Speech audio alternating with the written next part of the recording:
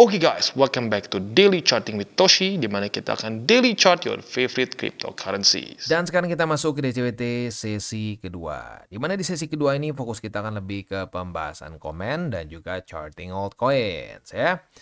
Nah, hari ini kita nggak ada data penting atau lebih tepatnya nggak ada bintang 3 ya. So untuk hari ini kita bisa lebih fokus ke TA. Tapi jangan lupa mulai besok ya ini jenderal-jenderal bintang 3 akan mulai keluar. Jadi jangan lupa ya, takutnya kelamaan libur jadi lupa. Oh, kirain nggak ada apa-apa minggu ini. Hati-hati. Mulai dari besok subuh juga akan ada speech Jerome Powell. Jadi ya ingat-ingat aja ya, jangan sampai lupa ya. Oke. Next kita langsung aja masuk ke chart. Untuk BTC dia nyaris ke 86.000 ya. Tepatnya di angka 84.962 begitu. Apakah market masih malu-malu ya? Para investor, para trader masih nunggu dulu sampai keluar data-data penting, atau jangan-jangan mungkin lebih pentingnya lagi adalah menunggu si Jerome. Apakah dia akan bersifat dovish, hawkish atau netral? Begitu ya. Ya, tapi yang pasti selama ya menuju 4 hari masih di daerah situ-situ saja begitu ya. Nah, PR untuk di daily-nya jelas ya, bertahan di atas dari EMA 50 ya, itu PR di daily. PR untuk di weekly ya kalau bisa sih ya, kalau mau ngomong idealnya ya weekly close di atas dari 86.100 begitu. Karena kalau bisa di atas dari sini ya, artinya struktur bearish di weekly mulai pecah ya. Tadinya kan mulai membuat di sini ya, membuat lower high, lower low, lower high, lower low ya. Pecah struktur dari tadinya higher high, higher low, higher high, higher low begitu. Ini dasar banget untuk TA begitu ya. Aset yang membuat higher high, higher low, higher high, higher low adalah aset yang bullish. Aset yang membuat lower low ya, lower low, lower high, lower low, lower high adalah aset yang bearish. Nah, makanya kalau sampai Bitcoin bisa weekly close di atas dari sini ya, di atas dari 86.100-an, nah itu berarti mulai pecah lagi struktur dan potensi untuk reversal semakin besar begitu ya. Tapi udah nggak usah tebak-tebakan bakal bisa reclaim atau enggak, bisa membuat higher high atau enggak, reversal atau enggak. Kita tunggu saja sampai faktanya nanti di hari Senin ya. Kita tunggu dia weekly close ini mana, di atas atau di bawah. Begitu. Karena kebiasaan nih ya, seperti yang gue sudah sedikit bahas di DCWT sesi pertama. Kebiasaan kita lagi menuju ke hari hanya kita jadi tebak-tebakan. Kata gue sih bakal tembus. Wah, kata gue sih nggak bakal tembus. Wah, udah gitu ribut nih duaan. Wah, lu tadi mana nggak bakal tembus. Ngapain buang waktu, buang energi juga kayak begitu. Ya, tunggu aja faktanya seperti apa. Begitu. Ya, dan ya kita harus ini juga ya, kita harus sadar juga di sini ada BSB. Nah, BSB di sini bisa menjadi masalah juga karena ya ini resisten yang cukup kuat ya. Kita bisa lihat di sini terakhir kali nge-reject BTC dengan cukup kejam ya. Oke. Next BTCD ya, dia masih lanjut menguat begitu, ada potensi bisa lanjut membuat higher high. Ya, keep it 70-30 or 60-40. Udah itu aja reminder gua ya. Oke, next kita langsung aja masuk ke komen. Yang pertama dari Putra Ali. 100% BTC, nunggu QT berhenti baru masuk alts. Boleh ya. Terutama buat lu yang memang sekarang portonya masih 100% BTC, ya sudah ya. Boleh-boleh saja. Apalagi di cycle ini. Cycle ini lebih gila ya. BTCD-nya benar-benar nggak ngasih nafas sama sekali ke alts sepertinya ya. Jadi ya bolehlah ya, pertimbangkan kalau QT-nya sudah mulai berhenti, mungkin bolehlah sedikit-sedikit dimasukin ke alts. Tapi ingat, jangan mencoba untuk mendahului market. Berapa banyak orang yang hancur di market karena mencoba mendahului dari 2024 ya. Berapa banyak tuh dukun yang teriak-teriak altcoin season, altcoin season. Ceritanya pengen mendahului kan, yang ada malah digorok sama market. Bukannya jadi di depan market begitu ya. Tak. Next dari Rex Hunters. Makasih ilmunya bang, saya DCA BTC udah lumayan dapat average yang bagus. Padahal baru mulai di bulan Januari 2025. Mantap ya, berarti konsisten harusnya ya. Karena kalau nggak konsisten ya averagingnya nggak bagus gitu. Sorry, harga average-nya nggak bagus begitu ya. Walaupun masukin di pucuk. Tapi merah merona di Oke, merah merona di future. Maafkan muridmu yang bandel ini bang. Tar, ini merahnya kenapa nih? Salah SOP pakai feeling atau gimana? Kalau misalkan SOP-nya memang masih membuat lu merah ya nggak masalah begitu, karena lu ngikutin SOP. Yang jadi masalah tuh kalau lu melanggar SOP lu sendiri. Nah itu ya. Oke, next dari Rizky J3F. Bang, kalau duit korupsi panas atau dingin ya? Yang pasti itu duit haram kalau korupsi. Ya, ini semoga bercanda nih ya. Duit korupsi beliin BTC aja. Kalau untung diambil untungnya, kalau rugi kasih aja BTC-nya. Ya, kalau lu ketangkep ini masukin penjara. Ini semoga bercanda ya. Awas loh ya. Ingat, tabur tuai itu nggak cuma enaknya aja. Kalau lo nabur hal buruk, lu juga akan nuai hal buruk dan bahkan berlipat kali ganda. Hati-hati ininya ya. Next dari Samgar Gaming. Bang, saya baru sebulanan nontonin video TCI dan banyak sekali pembelajaran yang saya dapatkan, termasuk cara beli di garis-garis yang udah Bang Toshi buatin. Selama ini saya cuma nontonin, belum berani beli karena benar-benar nggak paham sebelumnya. Sekarang saya mau invest 100% BTC karena saya newbies. Bagus ya. Yang gue sangat menyarankan buat lu yang cycle pertama ya, masih newbie, fokus BTC dulu aja ya. Lu udah ngeliat pergerakan odds, lu ngeliat korelasinya dengan odds seperti apa, baru boleh lah cycle selanjutnya mulai punya odds begitu ya. Rata-rata pada nggak mau. This is good ya, berarti lu mau belajar begitu ya, mau berproses. Tapi saya masih bingung bang, lebih baik beli BTC IDR atau BTC USD. Nah ini gue sekalian lurusin juga ya. Gini, kalau udah kebeli BTC-nya nggak masalah gitu, nggak akan jadi oh bang, gue sebelumnya beli pakai IDR, nanti kenapa nggak ya BTC gue? Nggak, sama aja kayak lu misalkan beli HP gitu ya. Lu beli HP pakai dolar atau beli pakai IDR, ya sebelum lu beli, lu ada pertimbangan kurs gitu kan. Aduh, kurs kita gimana nih gitu ya. Sama kayak gini deh, wah kemarin kan banyak yang pengen beli yen, kenapa kan lagi murah, biar nanti gue sampai Jepang kasarnya daya beli gue meningkat gitu kan. Nah tapi kalau udah lu beli gitu ya, udah keburu kebeli ya nggak masalah gitu. Lu mau beli BTC-nya pakai IDR ke, mau pakai USD ke, mau pakai Zimbabwe dollar, sekali lagi kalau udah jadi BTC tidak masalah begitu ya. Nah cuman yang mungkin harus dipertimbangkan ini nih ya, kalau BTC IDR saat IDR-nya melemah, jadi makin jauh nggak harga rata-ratanya nanti bang?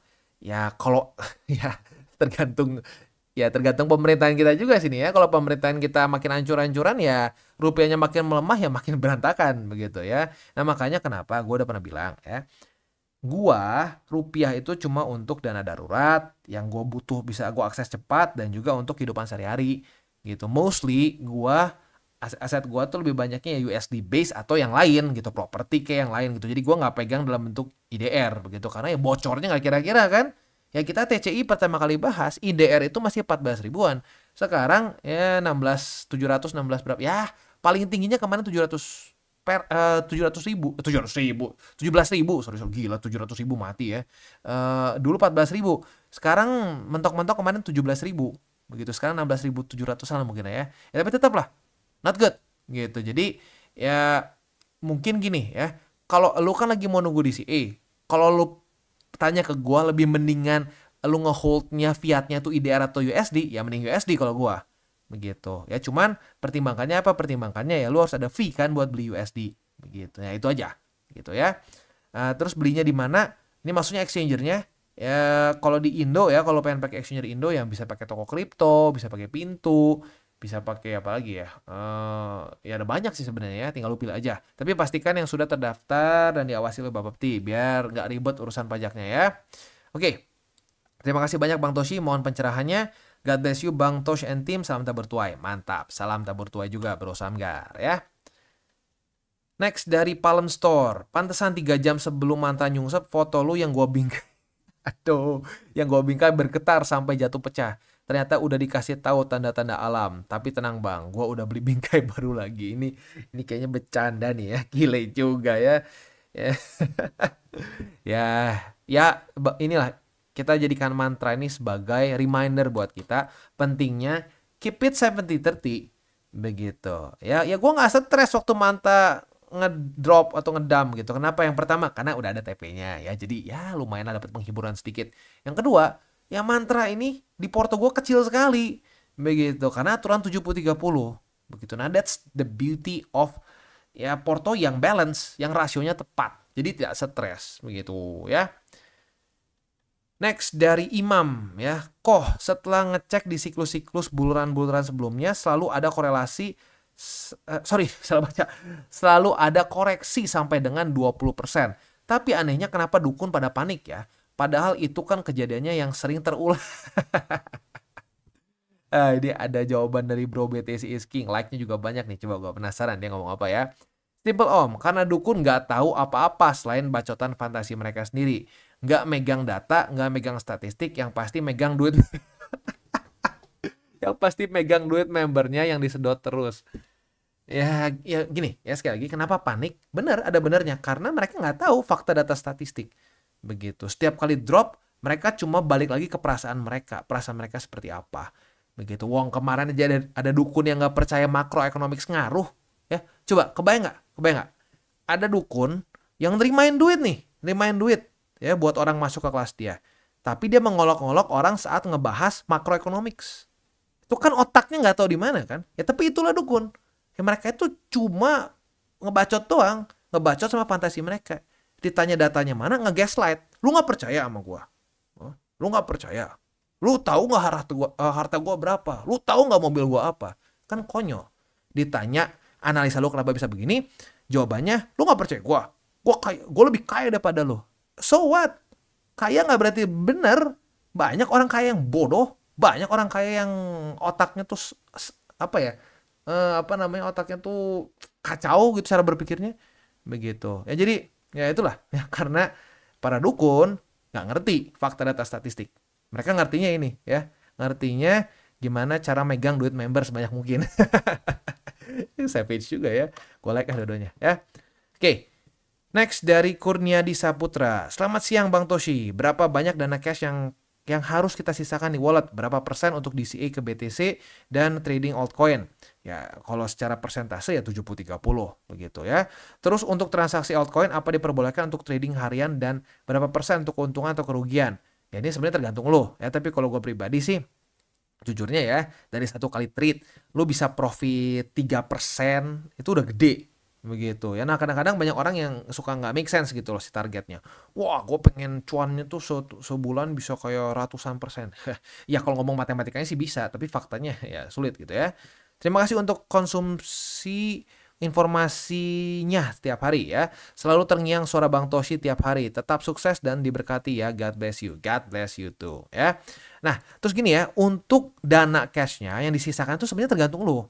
Begitu lu berapa tergantung dari penghasilan lu dan juga tergantung dari kondisi pribadi gitu ya, pribadi lu seperti apa gitu. Misalkan lu masih belum punya banyak tanggungan, lu bisa lebih besar begitu karena ya belum punya anak, belum punya istri, ya udah lu bisa santai aja. Misalkan duit lu buat misalkan jajan, buat yang kayak sebenarnya lebih buat ke happy, nah itu bisa disisihkan untuk DCA kripto begitu ya. Dan untuk DCA spot gue sarankan minimal 10. Jadi misalkan ini contoh aja ya, si nominalnya bisa diubah-ubah tergantung sama kondisi masing-masing ya. Misalkan 1 juta nih ya.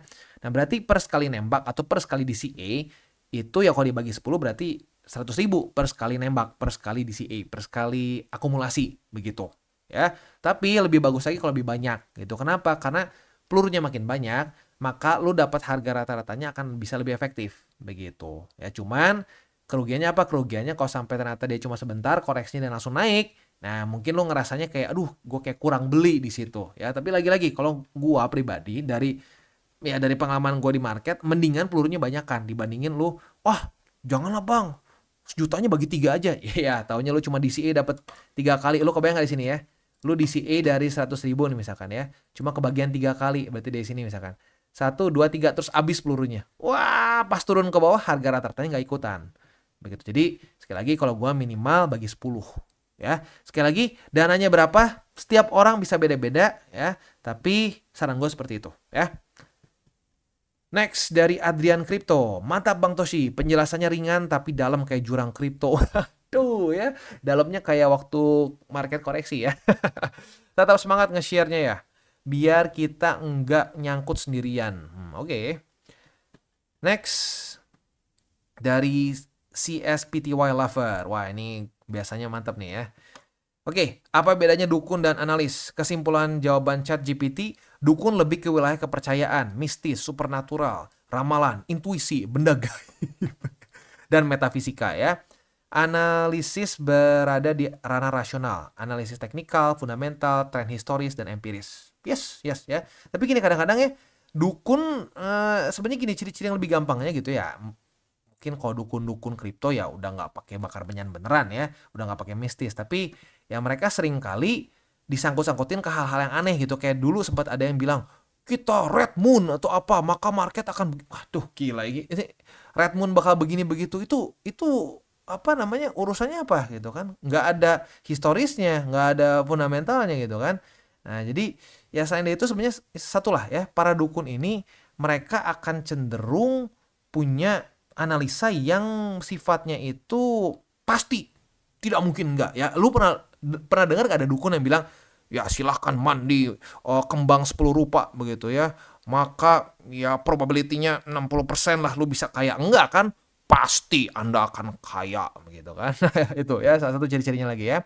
Tapi lucunya hasilnya kadang keduanya bisa sama meleset juga.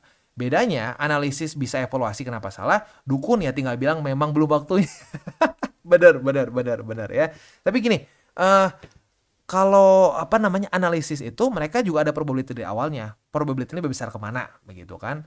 Nah kalau dukun ya nyalahin market lagi. Kayak kemarin kan ada tuh dukun ya yang bilang, oh ini bukan salah kita, ini salah marketnya, market yang pecah katanya, ini yang berubah, marketnya berantakan katanya ya begitu. Nah jadi ini ada bener ini ya, bagus. Mengapa saya jual sedikit BTC? Satu, karena sudah profit. Kedua, dari statistik BSB saat ini masih tembus BSB ya, masih jebol di bawah ya, dan ada possibility bisa menjadi resisten. Yang ketiga, fear and greed index masih fear. Jadi volume kemungkinan besar tidak terlalu besar ya. Kecuali ada data-data yang bikin BTC ngepump. Jadi ini hanya harapan kalau ngedrop lagi. Saya bisa tambah koin jadi memperbaiki averaging. Kalau ngepump ya puji Tuhan karena masih ada sebagian besar koin. Nah, ini mantap ya. Jadi saya dukun atau analis, resiko di tengah masing-masing. Ya ini analis lah ya. Lu udah mempersiapkan. Kalau sampai dia turun lagi, lu ada peluru ya.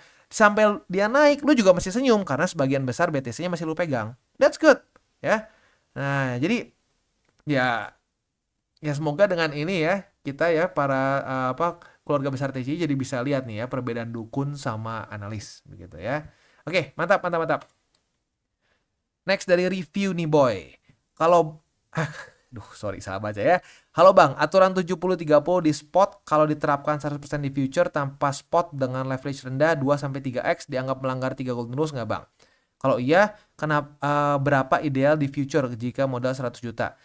Aduh, jujurnya gini loh, kalau gue ya, pandangan gue pribadi, futures itu bukan untuk kita hold panjang gitu, karena ada berbagai macam faktor X yang bisa bikin lo berantakan, even dengan leverage rendah begitu. Jadi kalau gua sih tidak menyarankan aturan 70-30 ini lu pakai dengan futures begitu ya. Kalau mau futures, gua lebih suka udah lu berpikirnya ya shorter aja gitu ya.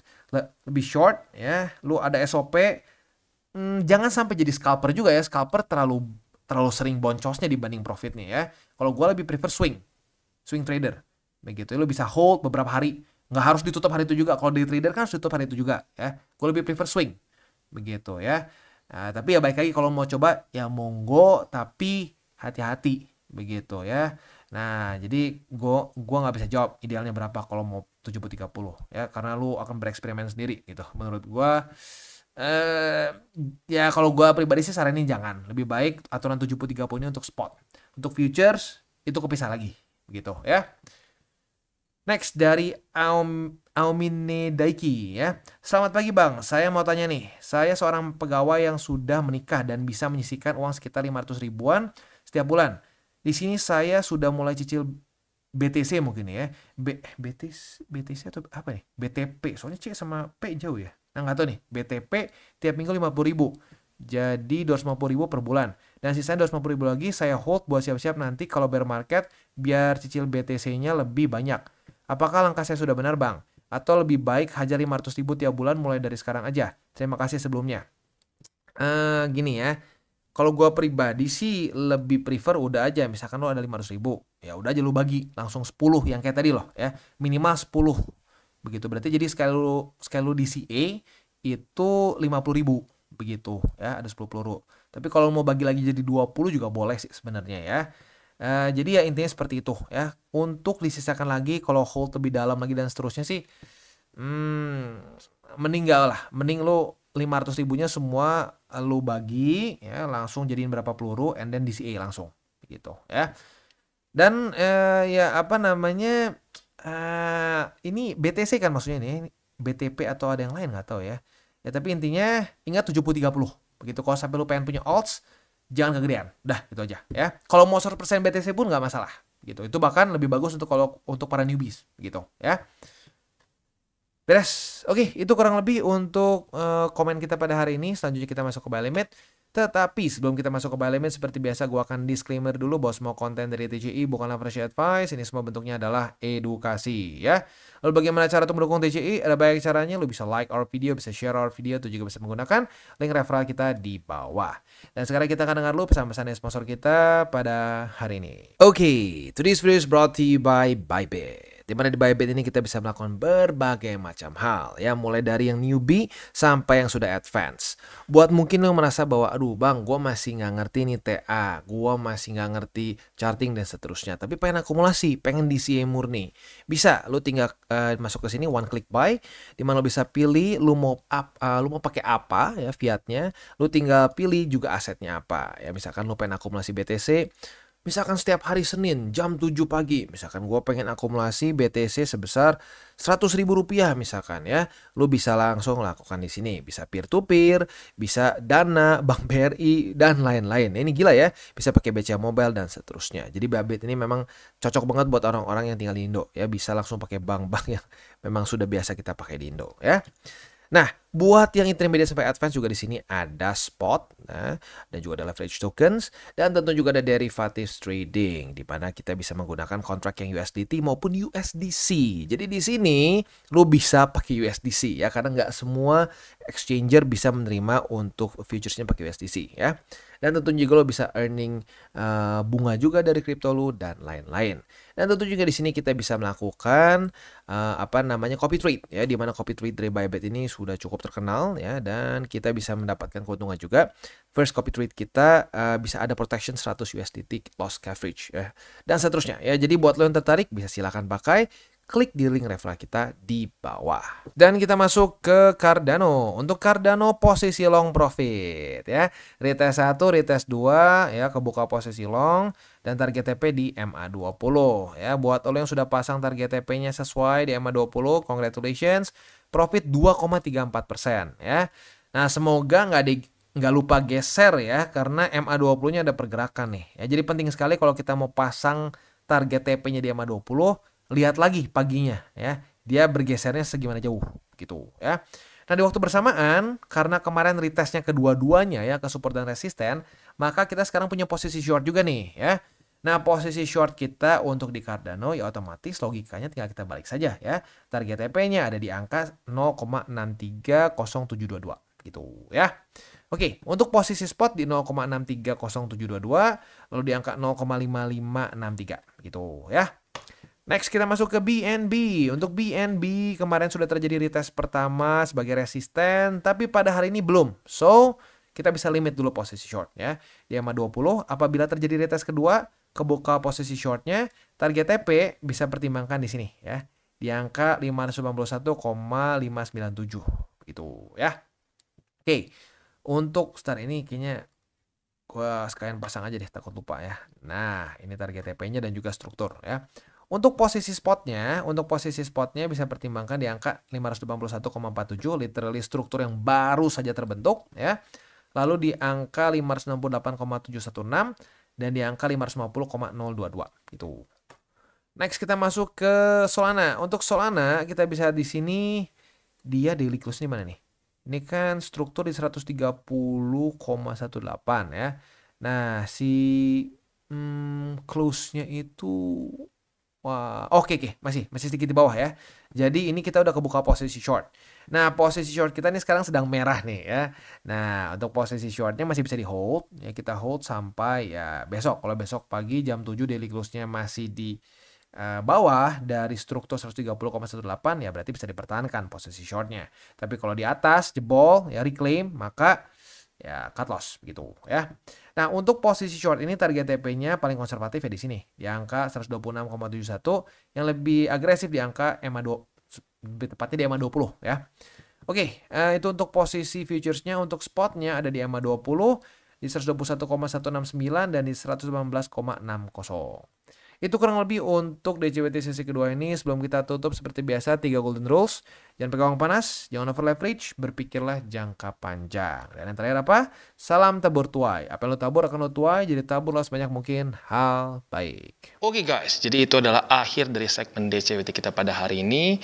Dan jangan lupa bagi kalian yang merasakan manfaat dari segmen ini, jangan lupa untuk share ke teman-teman kalian. Dan apabila lu pengen mensupport channel kita, ya TCI, jangan lupa untuk menggunakan link referral kita di bawah. Nggak wajib, ya, tetapi apabila lu menggunakan link referral kita di bawah, ada macam-macam, ya, dari Bybit, Huobi, Maxi, toko kripto, dan banyak lagi, ya. Ya, walaupun nggak wajib, tapi kalau menggunakan link referral kita, lu secara langsung membantu perkembangan dari TCI.